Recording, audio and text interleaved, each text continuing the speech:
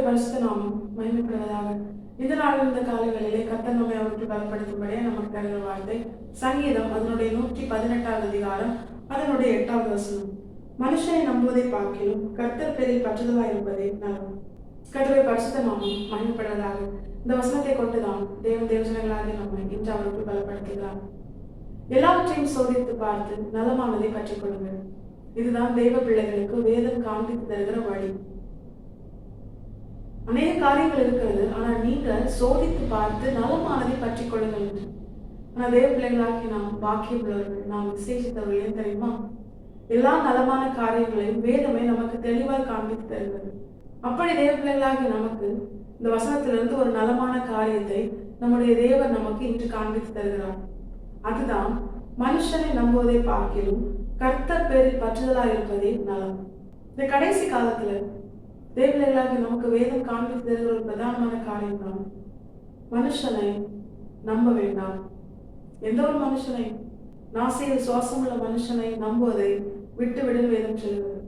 தேவர்களாகி நாம் நம்முடைய வாழ்க்கையில் ஏற்பட்ட அநேக பிரச்சனைகள், சோதனைகள், நெருக்கங்கள், அநேக போராட்டங்கள், இப்படிப்பட்ட காரியங்கள் எதனால வந்தது அப்படின்னு சொல்லி நம்மை நாமே நிதானித்து அறிந்தோமே. ஆனால் மேக்சிமம் மற்ற மனுஷர்கள் மேல் நம்மோடு கூட இருக்கிற உறவுகளாக இருந்தாலும் சரிதான், நண்பர்களாக இருந்தாலும் சரிதான், புதிதாய் அறிமுகமானவர்களாக இருந்தாலும் சரிதான், இவர்கள் மேல் நாம் வைத்த நம்பிக்கை தான் இந்த பிரச்சனைகளுக்கெல்லாம் காரணமாக.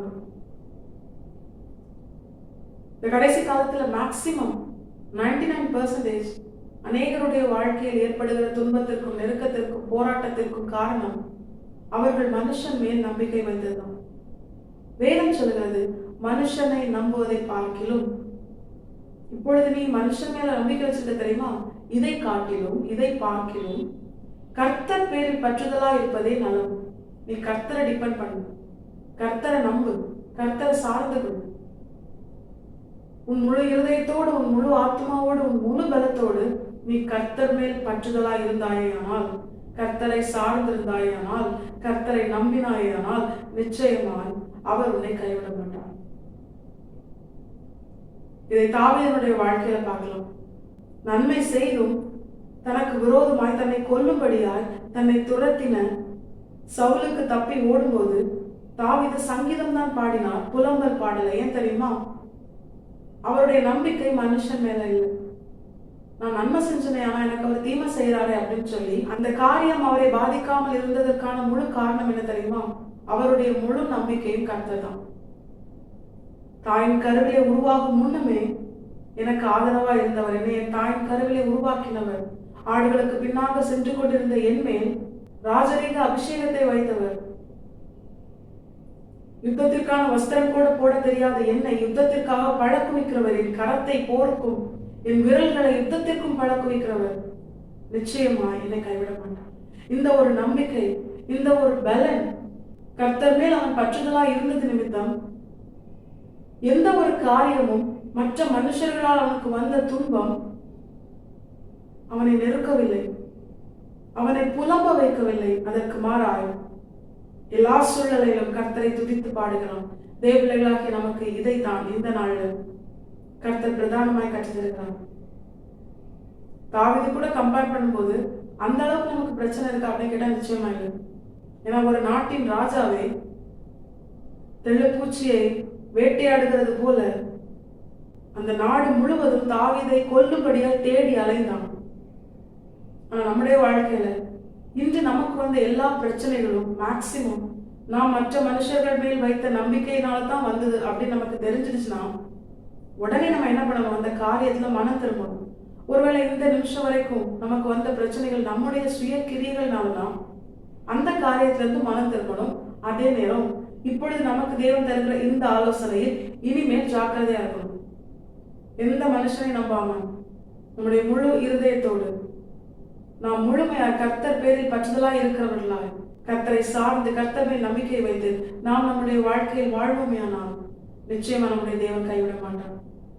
அப்படி தன்மேல் பற்றுதலாய் இருந்த தாவீதை பார்த்துதான் கர்த்தர் சொல்லுகிறார், ஒரு விசை நான் என் பரிசுத்தத்தின் பேரில் ஆணையிட்டேன், தாவீதுக்கு நான் போய் சொல்லேன்.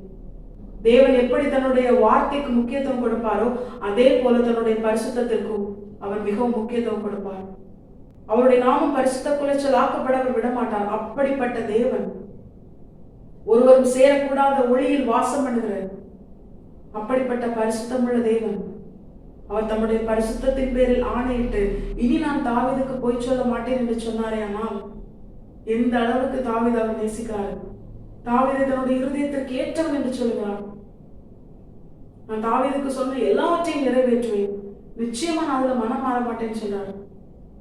இவ்வளவாய் தேவன் தாவீதுக்கு தாம் கொடுத்த வார்த்தை நிறைவேற்றுவதில் கவனம் செலுத்தவும், எவ்வளவேனும் தன்னுடைய உண்மையில் பிசகாத தேவன், மாறாத தேவன், நேற்றும் இன்றும் என்றும் மாறாத தேவன், தாவீதுக்கு நான் பொய் சொல்ல மாட்டேன், நான் அவனுக்கு சொன்ன எல்லாவற்றையும் நிறைவேற்றுவேன் என்று சொல்ல என்ன காரணம் தெரியுமா?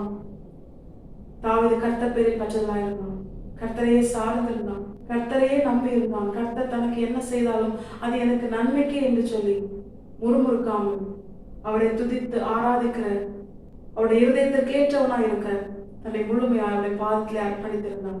தேவர்களாகிய நாமும் கூட எந்த மனுஷன் மீதும் நம்பிக்கை வைக்காமல், நம்பிக்கை வைக்கிறதுனா என்ன?